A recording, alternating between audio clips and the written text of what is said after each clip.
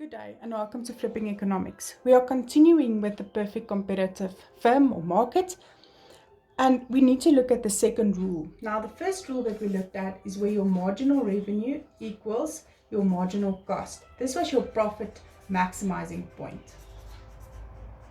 This was also the point that you kept on indicating on the graph. The second one we're going to look at is what we call your close down point. This is where your total revenue is greater or equals than your total variable cost, or your average revenue is greater or equals than your average variable cost. Again, this is your close down point. This can be confusing, the name, the close down point, because it means that if this is true, then you can keep your firm's doors open. For instance, have you walked past a restaurant and then you see nobody there, but the doors are still open? That means that the revenues of that particular firm is just enough to cover the variable cost. If it's not true, then the firm needs to close its doors. So if this is true, you call it the close down point, and you can just make enough money to keep your doors open. If this is not true and your variable costs are greater than your revenues, then you need to close your doors. So let me illustrate this on a graph that is in your textbook. So I'm going to chop it up a bit and go step by step through with you. So I want to start at P5. So if you look at this line, remember, marginal revenue equals average revenue. Okay, so at point A, in relation to your average variable cost, can you see that your average variable cost is greater than this P5 level demand curve? Average variable cost is greater than your average revenue.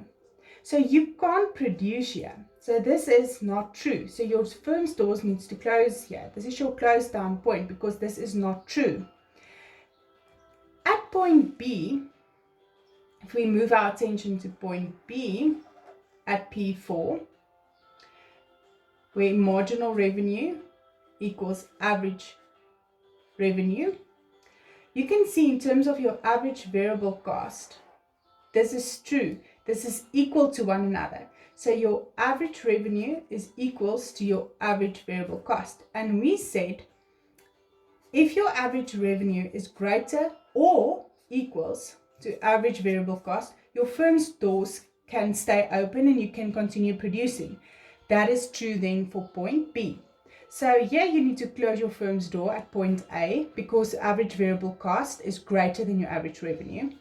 Here you can start producing because it is equal to average variable cost and is true to one element of the rule.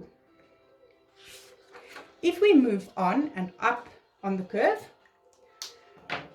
we can now look at P3. But now we are not interested anymore in your average variable curve. We are now looking at your average cost curve. So now we know the doors of the firm is open now because point B was true. So now you're moving upwards. So now in terms of cost, are we making a profit, a normal profit, or a loss? So you can see in terms of your revenue curve here, the blue line, in relationships to cost, average cost, you can see that average cost is greater than your revenue. This means that you are making a loss. If we move on to point P2, where MR equals AR,